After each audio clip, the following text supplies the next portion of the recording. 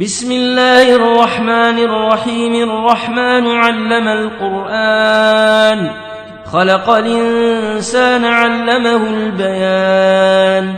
الشمس والقمر بحسبان، والنجم والشجر يسجدان. والسماء رفعها ووضع الميزان ألا تطغوا في الميزان وأقيموا الوزن بالقسط ولا تخسروا الميزان. والأرض وضعها للأنام فيها فاكهة والنخل ذات الأكمام والحب ذو العصف والريحان. فبأي آلاء ربكما تكذبان؟ خلق الإنسان من صلصال كالفخار وخلق الجان من مارج من نار. فبأي آلاء ربكما تكذبان؟ رب المشرقين ورب المغربين. فبأي آلاء ربكما تكذبان؟ مرج البحرين يلتقيان بينهما برزخ لا يبغيان. فبأي آلاء ربكما تكذبان؟ يخرج منهما اللؤلؤ والمرجان. فبأي آلاء ربكما تكذبان؟ وله الجوار المنشآت في البحر كالأعلام. فبأي آلاء ربكما تكذبان؟ كل من عليها فان ويبقى وجه ربك ذو الجلال والإكرام. فبأي آلاء ربكما تكذبان؟ يسأله من في السماوات والأرض كل يوم هو في شأن. فبأي آلاء ربكما تكذبان؟ سنفرغ لكم أيها الثقلان. فبأي آلاء ربكما تكذبان؟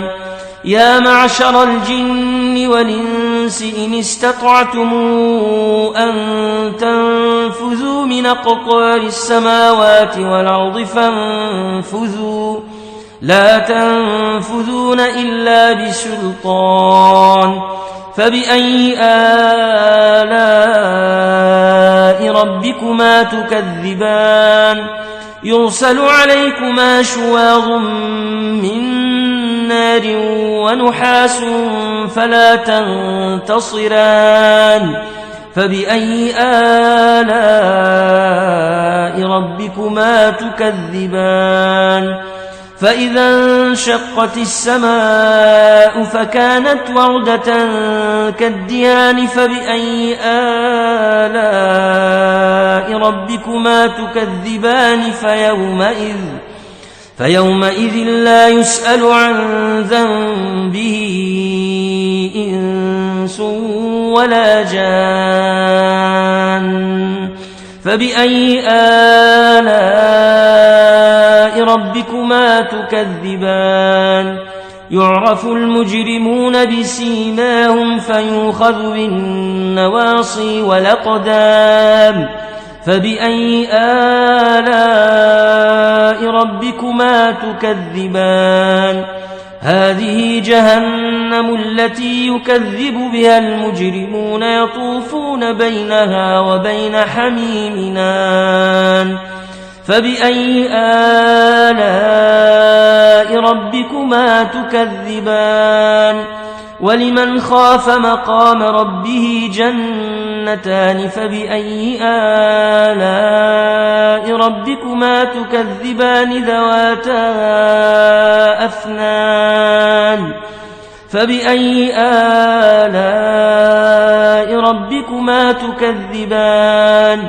فيهما عينان تجريان فبأي آلاء ربكما تكذبان فيهما من كل فاكهة زوجان فبأي آلاء ربكما تكذبان متكئين على فرش بطائنها من استبرق وجنى الجنتين دان فبأي آلاء ربكما تكذبان فيهن قاصرات الطرف لم يطمثهن إنس قبلهم ولا جان فبأي آلاء ربكما تكذبان كأنهن الياقوت والمرجان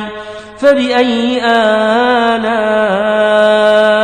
ربكما تكذبان هل جزاء الإحسان إلا الإحسان فبأي آلاء ربكما تكذبان ومن دونهما جنتان فبأي آلاء ربكما تكذبان مدهامتان فبأي آلاء ربكما تكذبان فيهما عينان نضاختان فبأي آلاء ربكما تكذبان فيهما فاكهة ونخل ورمان فبأي آلاء ربكما تكذبان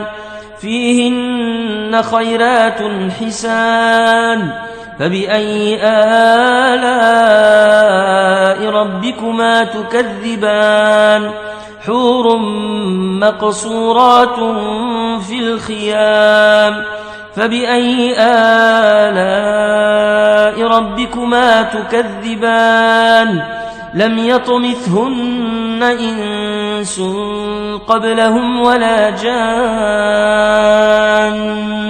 فبأي آلاء ربكما تكذبان متكئين على رفرف خضر وعبقري حسان فبأي آلاء ربكما تكذبان تبارك اسم ربك ذي الجلال والإكرام